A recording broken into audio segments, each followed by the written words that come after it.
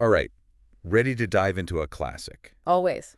It's The Intelligent Investor by Benjamin Graham. Ah, the investor's Bible. Exactly. And, we're going to unpack his principles Or principles, yeah. for successful investing. Yeah. And they're surprisingly relevant, Oh, absolutely. even decades after he first wrote them. It's fascinating. And you know how It's wild. Graham's insights Mm-hmm. seem to just apply no matter what the market throws at us, from Yeah. the dot-com bubble to the meme stock frenzy. It makes you wonder, It really does. like, why do so many people Yeah. still make the same investing mistakes, Mm-hmm. even after reading Graham? Yeah. Maybe it's because putting his principles into practice Yes. isn't always easy. Yeah. So Well, and that's why. in this deep dive, Yeah. we're not just going to summarize the book. Right. We'll explore how to actually apply this wisdom Exactly. to your own Yeah. investment journey. And one of the most fundamental concepts, I think, that Graham introduces is this idea of an intelligent investor. Okay. And it's not about, like, having a high IQ Right. or a fancy degree. Got it. It's about having the right mindset. So what does that mindset? What does it look like? Yeah, what does that look like? Graham defines an investment operation Okay. as one which, upon thorough analysis, Mhm. promises safety of principal and an adequate return. Okay. So he's stressing 3 key elements here. Right. First, you need to do your homework. Okay. Like, don't jump into an investment Right. just because everyone else is doing it. Okay. Second, you want to protect your downside. Okay. Don't chase those risky speculative bets that could wipe you out. Mm-hmm. Got it. And third, aim for reasonable returns. Okay.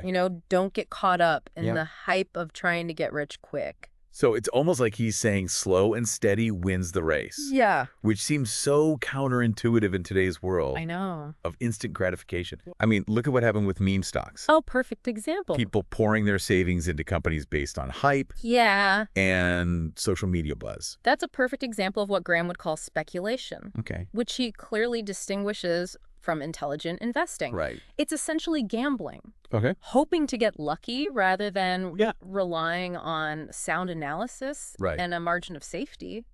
Speaking of getting caught up in hype, Graham tells this great story Oh, yeah. about Sir Isaac Newton, I love that story. the guy who literally figured out gravity. Yeah, Even Newton got swept up in the South Sea bubble, right. a massive speculative frenzy in the 18th century. Yep. He ended up losing a fortune, Yeah. which just goes to show Exactly. that even the smartest people can fall prey It's true. to irrational market behavior. Powerful reminder that we're all susceptible Yeah. to those emotional investment decisions. Mm-hmm. And that's where I think one of Graham's most brilliant concepts comes in. What's that? This idea of Mr. Market. Oh, yeah. Imagine you have this manic depressive business partner Okay. who just shows up at your door every day offering to buy or sell shares of your business. So some days Some days he's euphoric. he's offering way more than your business is worth. Exactly. And other days he's just doom and gloom, Oh, man. practically begging you to sell. Fire sale prices? Exactly. Right. And that's how the market often behaves. Right. It's driven by emotions. Fear and greed. Right. Not by Yeah. the underlying value fundamentals. of the businesses being traded. So how do you avoid... Yeah. How do you avoid letting Mr. Market's mood swings Right. dictate your decisions? Yeah, it sounds like what you're saying is Well, don't let those short-term fluctuations cloud your judgment Right. about the long-term value of your investments. You got to separate the noise from the signal. You got it. Yeah. And that takes discipline. Yeah. You can't get caught up in the euphoria when everyone's buying, Right. Right. and you can't panic when everyone's selling. Got You it. have to stick to your plan and focus on the fundamentals. So how do you actually do that? Yeah. How do you develop that kind of discipline It's tough. and avoid getting swept up Right. in the market's emotional roller coaster? Well, I think Graham would say it starts with understanding Okay. that those fluctuations Yeah. are often driven by sentiment, Okay. not by changes in the intrinsic value. So not the fundamentals. Exactly. Yeah. It's like if you owned a small business, Right. you wouldn't constantly reassess its value Right. based on what your neighbor was willing to pay for it on Exactly. any given day. You focus on. You'd focus on the fundamentals of the business itself. Yeah. Yeah. And that brings us to another key principle that Okay. Graham emphasizes throughout the book, Right. the importance of long-term thinking. Yep. He really saw short-term speculation as a recipe for disaster. So instead of trying to time the market, Right. You should focus on building a portfolio that you can comfortably hold Yeah. for years. Years, if not decades. Yeah. And he even cited research showing Oh, wow. that investors who trade the least often Okay. actually tend to earn the highest returns. That's pretty counterintuitive. It is, isn't it? But it makes sense when you think about it. Yeah. The more you trade, the more you're incurring those transaction costs. Right, all those fees. And the more likely you are to make impulsive decisions Exactly. based on emotion Yeah. rather than reason. And those emotional decisions often lead to buying high, selling low. The opposite of what you want to do. Exactly. So how can you build a portfolio? Well, that's where Graham introduces his Wow. two primary investor profiles, All right. the defensive investor Okay. and the enterprising investor. So I'm guessing the defensive investor is all about simplicity, That's right. minimizing effort, Minimize effort. while the enterprising investor is more hands-on, Yeah, more hands-on. actively seeking out opportunities. Exactly, like choosing your own adventure in the investing world. That's a great way to put it. And neither path is inherently better than the other. Right. It's about finding the approach Okay. that best suits your personality, your risk tolerance, Yeah. the amount of time and energy you're willing to dedicate to Wow. managing your investments. Makes sense. Okay, so we've got these two paths, right? Mhm. Defensive investor Yep. and enterprising investor. It's like choosing your own adventure It is. It's like, in the world of finance. yeah, exactly. Let's unpack each approach a bit more. Yeah, let's do it. Where should a defensive investor, Where should they begin? where do they even begin? Well, the defensive investor, as Yeah. we mentioned, is all about simplicity Okay. and minimizing effort. Right. So think of it as building a solid foundation Okay. that can weather any storm. All right. Graham suggests a portfolio split, Okay. roughly 50-50, 50-50. between stocks and high-grade bonds. So bonds provide that stability, Yeah, that anchor. that anchor. You know, to keep you grounded. When the stock market gets turbulent, Exactly. stocks offer the potential for growth. Over the long term. Right. Over the long term. It's like having your cake and eating it too. It is. You get the best of both worlds. Yeah. And for the stock portion, Okay. which is essentially buying a tiny piece Right. of hundreds of companies all at once, So that automatically, that's right. it diversifies your risk. So you're not putting all your eggs in one basket. Exactly. Right. You're not betting on any single company Right. to succeed. Yeah. You're essentially betting on the overall growth Of the economy. of the economy. And with index funds, you don't have to spend hours Well- researching individual stocks. Nope. It's kind of like setting it and forgetting it. Well, not entirely forget. Okay. Graham does recommend rebalancing Okay. your portfolio periodically Okay. to maintain that target allocation. Right, because over time, That's right, over time. stocks are likely to outperform bonds. Exactly. So that 50-50 split it might drift might drift out of whack. out of whack. So say it drifts to like Yeah. 70% stocks and 30% bonds. Okay. Would you then sell some of your stock holdings and buy more bonds That's exactly right. to bring it back to that initial 50-50? You got it. Okay. And this is where discipline comes in. Right. You're rebalancing mechanically Okay. based on those target percentages. Not on your feelings about the market. Exactly. You're taking the emotion out of it. So while the defensive investor might be more laid back, Yeah, a bit more passive. they still need to keep an eye on things. Yeah, you got to make sure you're staying on track. And make adjustments as needed. That's right. Now, what about those who are ready for a bit more adventure? What does the enterprising investor's journey look like? The enterprising investor is Yeah. definitely more hands-on. Okay. They're like those treasure hunters, Oh, I like that. always on the lookout for those hidden gems Right. that the market has overlooked. Right. And Graham provides several strategies Right. for unearthing these opportunities. Let's hear it. One of his classics is the networking capital test. Okay, let's break this one down. Okay. It sounds a bit technical. It's actually quite simple in principle. Okay. You're looking for companies that are trading Okay. for less Less than. than their net current assets. So in other words, Yeah. the stock price is so low, So low. you're essentially getting the company's fixed assets That's right, like their buildings and machinery. for free. Essentially, yes. Wow, that does sound like a steal. It can be. But how often do these opportunities actually come up? Well, they're not as common as they used to be. Right. Especially in today's, highly efficient market Right. where information spreads so quickly. Yeah, it's like, But they do exist, okay. particularly during those periods of market turmoil. So when fear takes over, Exactly. even solid companies Yeah. can get dragged down, Dragged down indiscriminately. and that creates opportunities Taking those in opportunities. the savvy The investor. savvy investor. So it's like when Mr. Market has one of his meltdowns. Yeah, when he's in a bad mood. Everyone's running for the exits. Exactly. That's when the enterprising investor can swoop in That's their time to shine. and potentially find some real bargains. That's right. But remember, you can't just buy any company. No, absolutely not. That's trading below its net working capital. You got to do your research. You need to You got to understand. your homework. That's right. Yeah.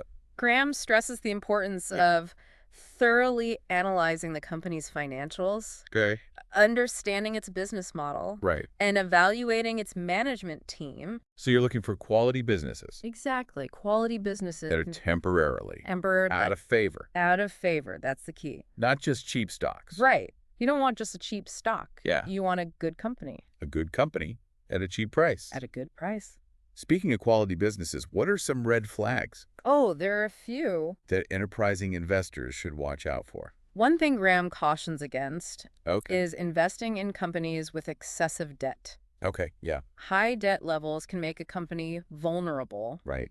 during economic downturns. When things get rough. Exactly. Yeah. He also warns against companies Okay. that rely on accounting gimmicks Oh, yeah. to inflate their earnings. You want companies with transparent Transparent and sound financial practices. financial practices, yes. So it's not just about looking at the numbers. No, it's about the story behind the numbers. You have to understand the story. That's right. And sometimes that story can be misleading. Absolutely. And this is where Graham's skepticism comes in. Right. He's always reminding us Yeah. to question assumptions. Don't take things at face value. Exactly. Dig a little deeper. He even has some strong words about IPOs, Oh, yeah. initial public offerings. Not a fan. Why is that? Well, he argues that newly public companies Right. are often overhyped, Okay. and their stock prices can be wildly inflated. Okay. Investors get caught up in the excitement Right. and end up paying far more than the company's actually worth. It's that FOMO, right? That's right, the fear of missing out Fear of missing out. Yeah. can really lead investors astray. They see a stock soaring, Yeah, and they feel like they have to get in on the action. even if they don't really understand the business. Exactly, and Graham encourages investors to resist that temptation. Okay. Instead, he says, focus on Established companies established companies. with a proven track record, A proven track record, that's key. even if they might seem Yeah. less exciting A little less flashy. than the latest tech startup. Exactly. So it's about looking for value, That's right. not hype. Substance over style. Yeah, substance over style. Exactly. Now, even though the enterprising investor is actively seeking out Right. opportunities, Mhm. Graham still emphasizes the importance of diversification. Right? Right. Absolutely. He recommends holding a portfolio Okay. of at least 10 Okay. and preferably more More. Right. different stocks. Right. This helps to spread your risk Okay. and reduce the impact Of any single company. of any single company performing poorly. And he stresses that this diversification should be across different That's right. industries Industry. and sectors. That's sex. You don't want to have all your investments concentrated Right. in one area. Exactly. Because if that sector takes a hit, That's right. your whole portfolio could suffer. You're too exposed. And this is where it gets interesting. Okay. Graham makes a crucial point that the intelligent investor Yeah. should never rely solely Never solely. That's right. on quantitative analysis. On those numbers alone. Numbers are important. They are. They don't tell the whole story. You need to understand You need to understand the qualitative aspect qualitative. of a business as well. It's about looking beyond the numbers and understanding the underlying That's right. dynamics of the business. Things like the competitive landscape, Okay. the strength of the management team, Right. the company's brand reputation, Okay. the overall economic environment. All these factors All of these factors play a role play a role. in a company's long-term success. It's almost like being a detective. You're gathering clues, I love that analogy. piecing together the puzzle, Yeah. and trying to form a clear picture of the company's future prospects. Exactly. And speaking of the future, Yes. I know Graham wasn't a big fan Not at all. of trying to time the market. He believed that predicting short-term price movements, Is notoriously difficult, Yeah. even for seasoned professionals. no, instead of trying to outsmart the market, Right. you should focus on, Focus on understanding the value of what you own. And being willing to. and ride out those inevitable ups and downs. Yeah. He even suggested that market downturns can present buying opportunities Yeah. for those with cash on hand.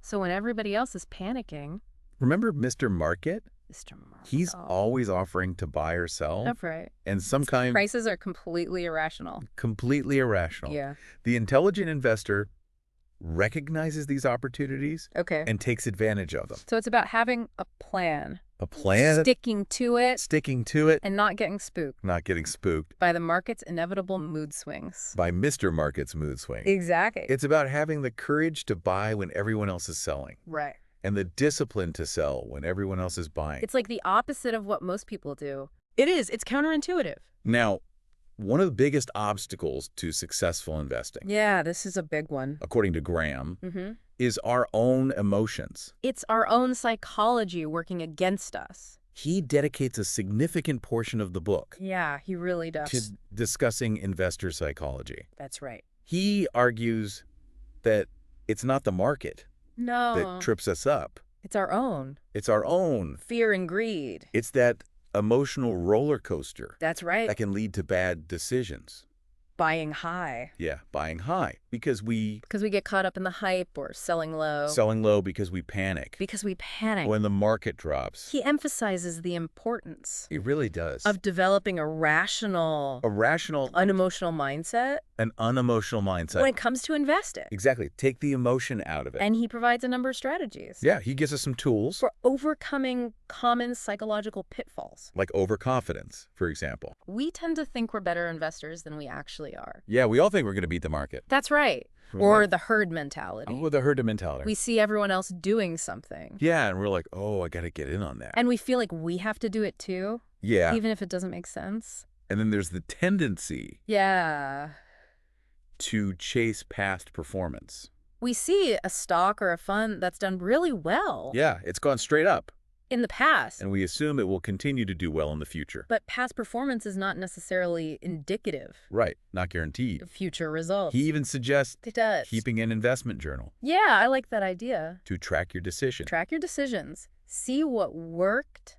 and identify patterns in your behavior Exactly. Identify those patterns so you can see so you can see where you're making mistakes where you're making mistakes. and learn from them. It's a great way to develop greater self-awareness Self-awareness is key. as an investor. Absolutely. And that self-awareness is crucial for avoiding those emotional traps. Those traps can really sabotage your success.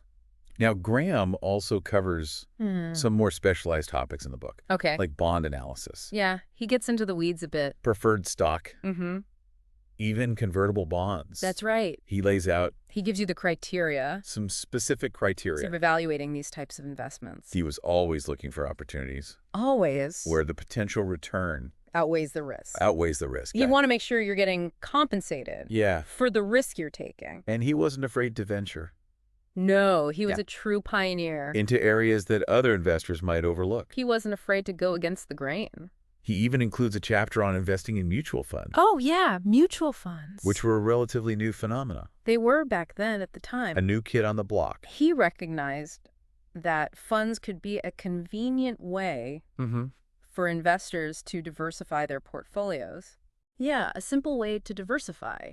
And access professional management. That's right. But he also cautioned He did. against the high fees. Those fees can eat into your returns Yeah. and the potential for And underperformance. some funds exhibit. Not all funds are created equal. And he warned against chasing past returns, Ah, yes, we've talked about that. which we've already discussed. Can be dangerous. Could be a recipe for disaster. Exactly. He really seemed to understand Yeah. that the investment industry Mhm. can sometimes prioritize Prioritize their own interests. their own interests Over their client. over those of its clients. Yes, right. Absolutely. He was a fierce advocate. For investor education. Investor education and empowerment.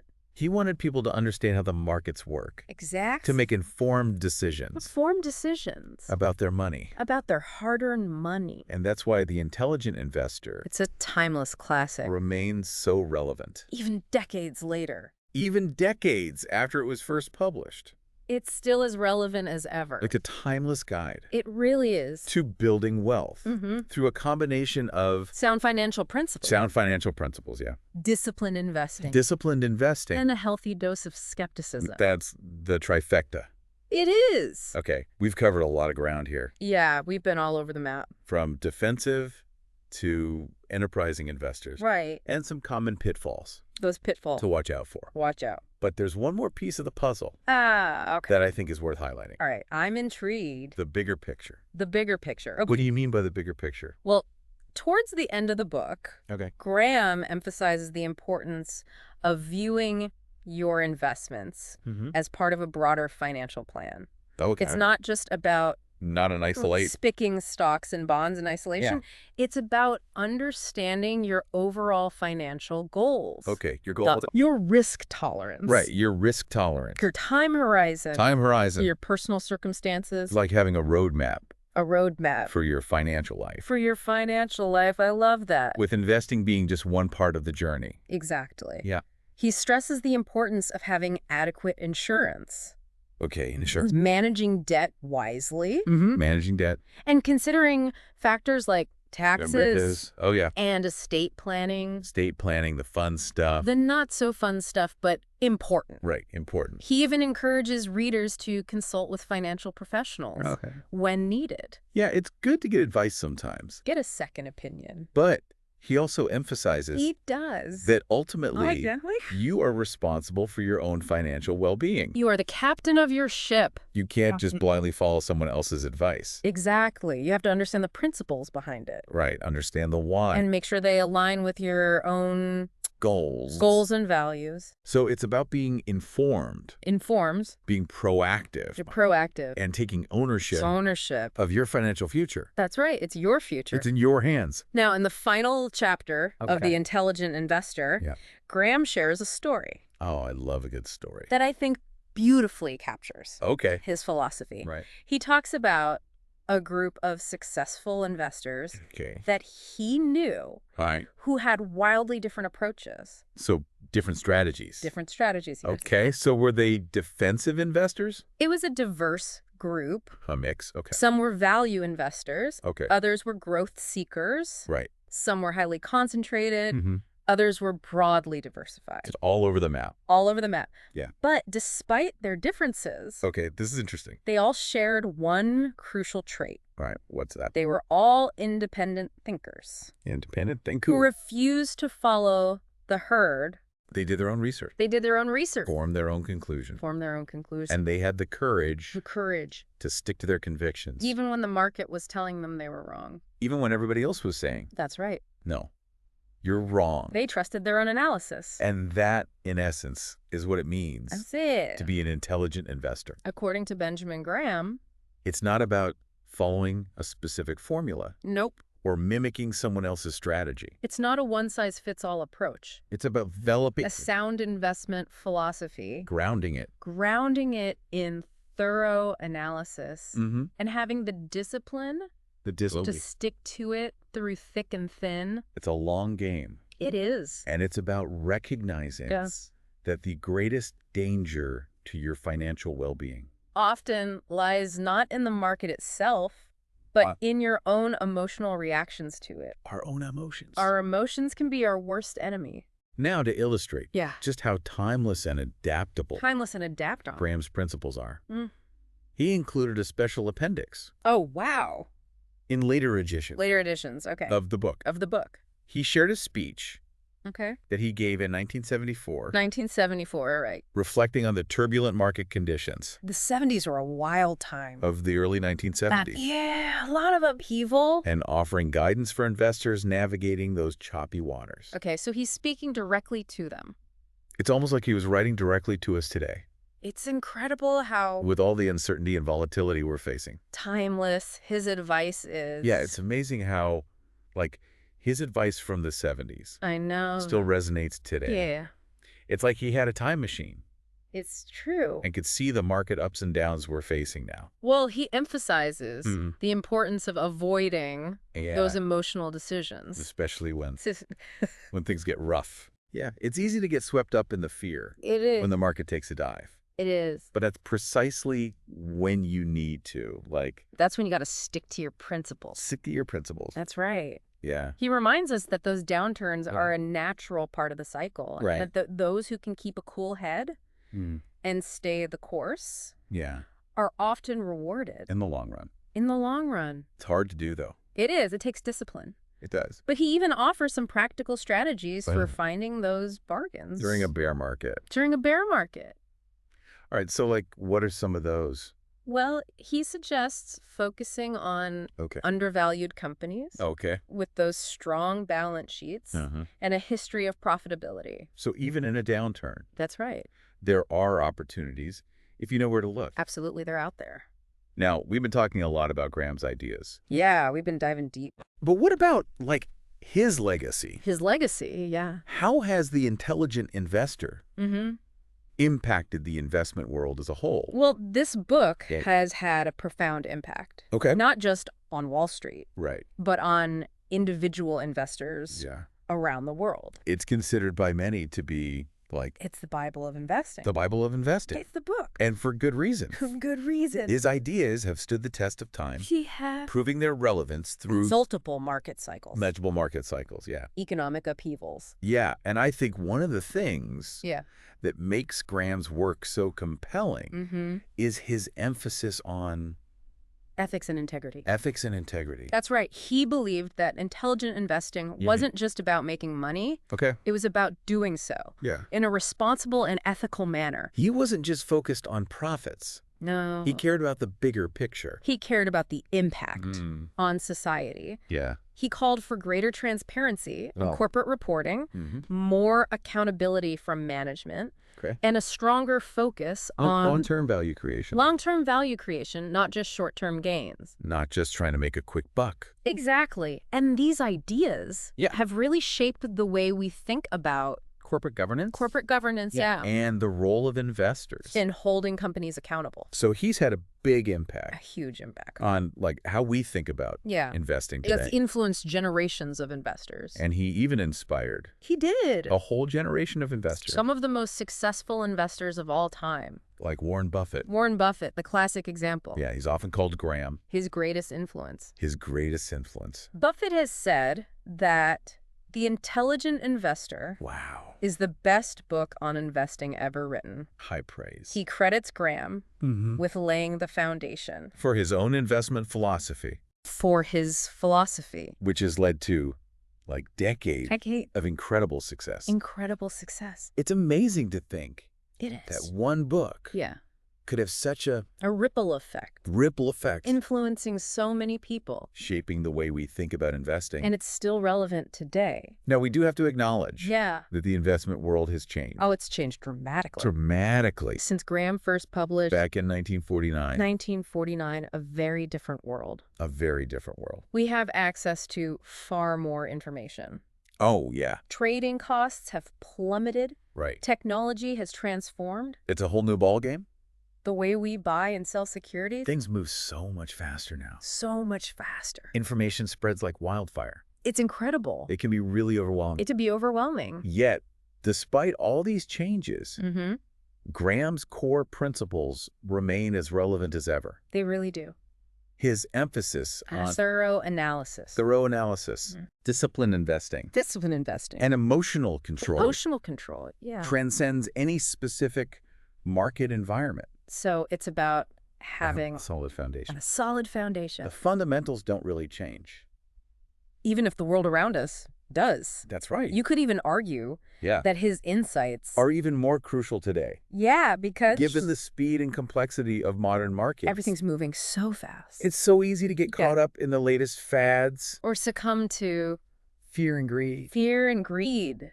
That's why it's so important to have Yeah. that solid investment philosophy Grounded in grounded in those timeless principles, timeless principles. just as Graham advocated. So how would you suggest someone actually approach reading The Intelligent Investor? It's a great question. Like, it's a pretty dense book.